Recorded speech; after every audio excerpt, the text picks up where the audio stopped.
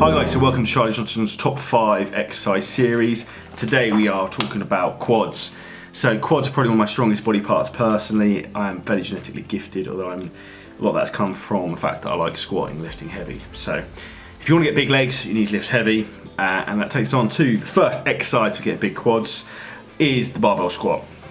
Now personally, I favour the wider foot stance here. The stance and technique generally tends to depend on your setup and how you're built.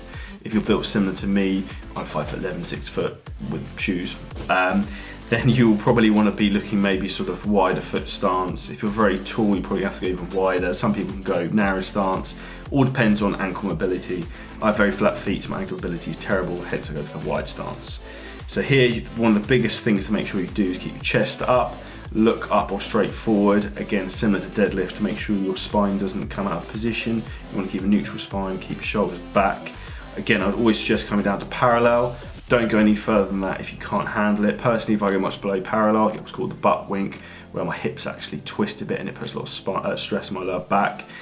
If you can't go all the way down to parallel, just focus on stretching, go as deep as you can, feel comfortable.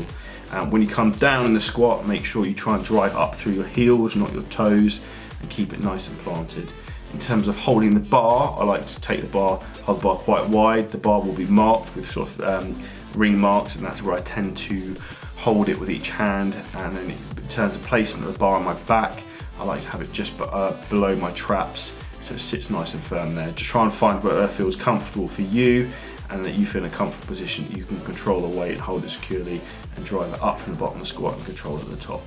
This is the real mass build in terms of overall body mass, strength, power, and is a good leg developer overall.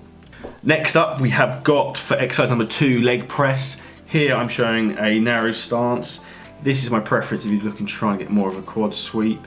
It works very, very well. What I'd like to try and do here is try and push again through your heels, similar to the squat. Don't push through your toes. Bring the plate down, leg press as far as you can until your spine starts to curl up. Don't come down beyond that point. So you want to bring the plate down so your knees are coming back, so you bring the legs down, but then don't come down to the point past where the bottom of your hips, your spine starts to curve up again. It's similar to the butt wink technique in squatting. So keep it nice and controlled, drive for the heels, control the negative, power back up.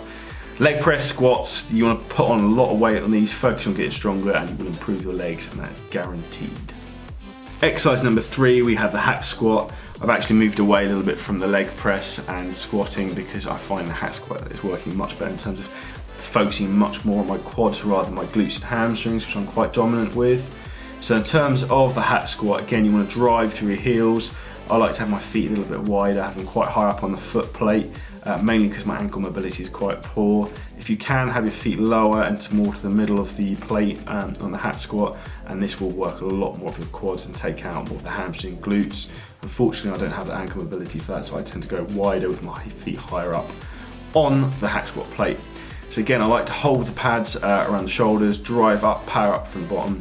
One of the good parts of a hack squat is you can do it without squatting. If you fail, you will get pinned to the machine, which I have done plenty of times, but you're not really going to hurt yourself. Whereas if you fail and bottom out in the squat and you've got no one there spotting you, you are in serious trouble. So this is a great exercise. It's also very good if you tend to have lower back issues, so there's a lot less stress on the lower back.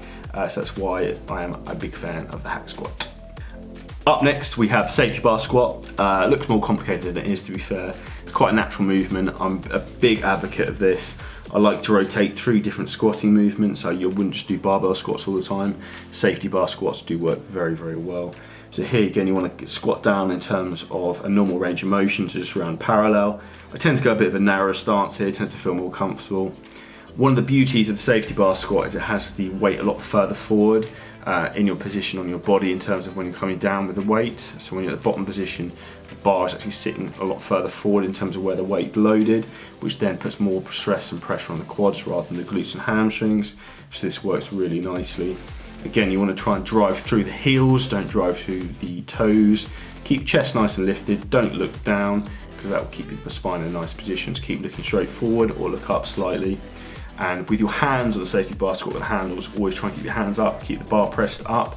So don't pull the handles down, try and keep them pressed up, and that will keep it nice and secure and controlled for you. So again, tempo wise, control the negative and explode out the hole, out the bottom, but with control. Now lastly up, as the quad finisher, we have leg extensions. Now this is a phenomenal exercise. You can do this similar as I have talked about before with cable flies and a lot of cable work with other body parts. You can do this at the start of the movement as a pre-exhaust, which I recently did training with Dorian Yates a few days ago, and I'm still feeling the effects. Or you can do it right at the end to absolutely burn out and finish your legs. Or you can do both if you're really fucked up. So here what I like to do is try and make sure you get a full range of motion on the way down. So really you should get a full stretch to the quad at the bottom, and then explode up, and then control the negative on the way down. So when you get to the top of the movement on a leg extension, you want almost the toes to be pointing back a little bit. Keep the quads nice and squeezed and controlled. Hold that contraction at the top for a split second, and then bring the bar back down. Make sure when you set up in the leg extension machine that you're in the correct position, you've got the back paddle in the correct position, make sure you're nice and comfortable. Also make sure you warm up properly for this. So if you can do this first exercise, don't go in and max that out first set, because it can be a lot of pressure on the knees. But this is a great exercise to isolate the quads. It's really, really good. You can go to massive failure. Phenomenal for doing drop sets, rest pause sets. You can get your partner to push you through partials, negatives, all sorts of bits and pieces. So very, very good exercise, and it is very, very painful. So I would highly suggest having lots of leg extensions in there. So these are my top 5 exercises for building big quads, building some big wheels. Let me know your thoughts, guys. Any other exercises you find work for you, anything else you want, any video content in terms of bringing up your quads, please do let me know. Please subscribe to the channel, please let me know your thoughts. Peace out.